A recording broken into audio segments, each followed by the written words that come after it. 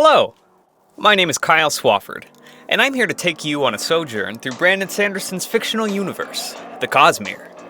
Today, we're going to be looking at the geography and cultures of Eastern Roshar. By the end of this episode, you should be well on your way to a deeper understanding of Roshar and should have significantly fewer problems understanding what the heck people are talking about, in both the Way of Kings and beyond.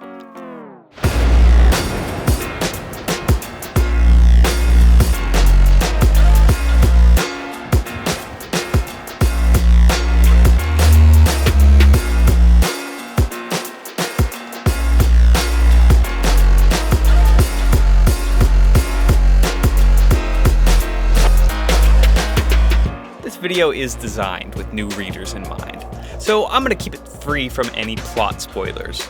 To address my more experienced readers, I got you. I'm currently working on a series of theory videos in anticipation for The Rhythm of War, the fourth book in the Stormlight Archive series. They will be full of spoilers and coated in a shiny layer of tinfoil. But before we pull out our air horns, I'd invite all my viewers to sit back, relax, and let's take a trip to Roshar. Understanding the Vorin religion is essential to understanding Eastern Roshar. Though it can trace its roots all the way back to ancient times, modern Vorinism began around the fall of the Knights Radiant. Vorin peoples believe in one god, whom they refer to as the Almighty, and who is oftentimes conflated with the Stormfather or one of the Heralds, depending on which Vorin kingdom you are in. Vorinism emphasizes the division of labor on the grounds of gender, going so far as to discourage men from learning to read and forcing women to cover their left hand at all times, deeming the sight of it obscene. The covered hand is referred to as the safe hand. Devout noble women will cover their arm with several layers of fabric, while lower-class women will wear a simple glove. In Vorin society, one can also find cultural stratification based on eye color, with lighter-eyed individuals having the potential to hold significantly more power than those born with dark eyes. The two classes are referred to as light eyes and dark eyes, and are further stratified into a system comparable to real-world caste structures.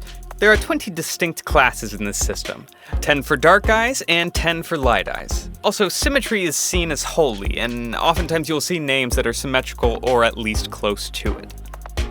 Okay, let's start our examination of 5 foreign kingdoms with Alethkar. Alethkar is known primarily for its ability and willingness to wage war. They are constantly picking fights with their neighbors, and when they run out of neighbors to fight, they just fight themselves. For most of recent history, Alethkar has been fractured into smaller states. However, when a strong enough leader or a large enough threat comes along, the Alethi have been known to unite for short periods of time before once again descending into internal squabbles. Historically, the Alethi people have been viewed as brutal warlords by outsiders. At the beginning of the Way of Kings, we find Alethkar united against a common enemy, the Parshendi of the Shattered Plains.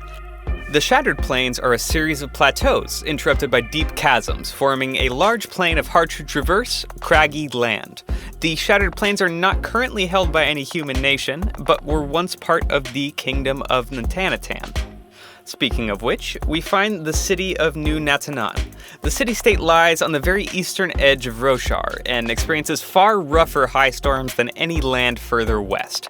There's a folktale that tells of a clever Natan queen that tricked one of Roshar's 3 moons into switching places with her for a night. It is discovered when they switch back that the moon's brother had given the queen a child. This explains how the Natan people came by their slightly blue-tinged skin. We'll look at a more concrete explanation as to why in a future video, don't worry. While its political influence was once felt across the lands we know today as the Unclaimed Hills, Frostlands, and Shattered Plains, the remnants of the old Kingdom of Natanatan now consist of little more than New Natanan and a few nearby settlements it holds sway over. Speaking of city-states, we have Kharbranth, or the City of the Bells. While known primarily for its hospitals and library, Kharbranth also serves as a trading hub and rest stop between the nations of Alethkar, Yakaved, and Thelena. The aforementioned Pallanium is the most extensive library on Roshar and is named after the Herald Pali. While this library is fantastic as a collection of modern sources, most of the ancient texts contained here were altered during the reign of the hierocracy and are no longer considered reliable accounts of history. Though Kharbranth is little more than a city-state, it is the third of our 5 Vorin kingdoms. And to the south, we have Thelena, an island nation known for their prolificacy in sailing. Thaylen locals can grow their eyebrows out to radical lengths, going so far as to tuck them behind their ears, and they do that. The locals follow a variant of the Vorin religion that has mixed with local superstitions and customs over time, leading most other Vorin peoples to view the Thaylen as sort of half-pagan. Their capital is currently located in Thaylen City, on the northern coast of Thaylena's main island. The last of the 5 Vorin kingdoms is Yakavet, which lies directly east of Alethkar and north of Kharbranth. Its capital is Vedinar, located in the south. The population in the south and most of the rest of Yakavet is devoutly Vorin, oftentimes being seen as prudes by other peoples. Yakavet is also the most ethnically diverse of the 5 Vorin kingdoms. The most notable of these groups is the Unkalaki, or Horn-Eaters. They live on top of the Horn-Eater Peaks, a mountain range in mid-Yakavet. Folktales tell that long ago, humans and Parshendi actually intermingled, and this is where the Unkalaki get their dark, crystalline nails and their very strong teeth from. An astute listener might have guessed it by now, but Horn-Eaters love to eat horns, and not just horns, but carapace too.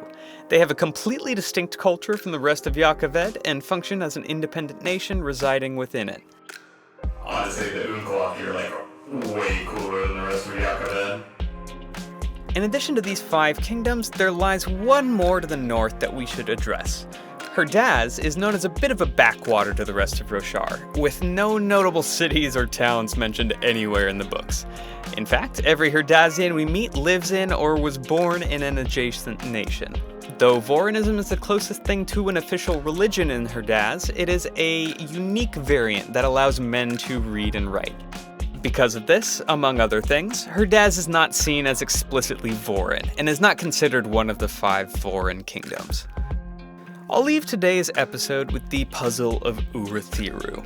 Urithiru is the mystical city of the Knights Radiant, and no one is quite sure where this ancient city was, where it went, or how it functions. It very well could be in Eastern Roshar.